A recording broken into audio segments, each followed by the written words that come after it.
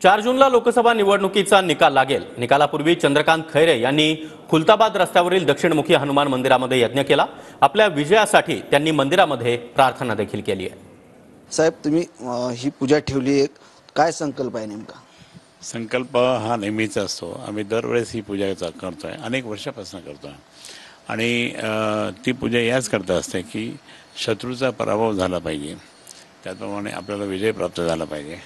लोकांची सेवा आणि श्रद्धेने त्या ठिकाणी नेतृत्वाची सुद्धा एक साथ दिली पाहिजे आणि म्हणून हे आम्ही करतोय। आज माननीय उद्धवजींच्या नेतृत्वाखाली संपूर्ण महाराष्ट्रामध्ये एक वेगळीच लाट निर्माण झाली। त्यामुळे तसं आम्ही प्रत्येक वेळेस म्हणजे एक तर मतदानाच्या आधी मतदान चालू म्हणजे आणि संकल्प त्यावेळेसपासून होता। मतदान झाल्यानंतर सुद्धा निवडणुकीच्या मतदान मोजणीच्या आधी, नंतर विजयी झाल्यानंतर, असं अनेक वेळेस त्या ठिकाणी खूप वेळेस होम आमचे कंटिन्यू चालू असतात आणि म्हणून हे हवनाचा एक शक्ती जी मोठी आहे त्या शक्तीचा हा विजय असतो।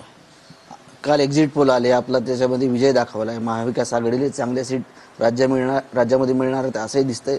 खास करून जे उद्धव ठाकरे साहेबांच्या लोकसभेत सीट आहेत त्या पण वाढणार आहेत, कसं वाटतंय? ते त्यावर शिक्कामोर्तब झाला पाहिजे, म्हणजे माझ्यावर सुद्धा आणि बाकी उद्धव साहेबांच्या यशावर सुद्धा शिक्कामोर्तब झाला पाहिजे, म्हणून ही पूजा आहे। कॅमेरामन हर्षल निकमसह संजय सरोदे, TV9 मराठी, छत्रपती संभाजीनगर।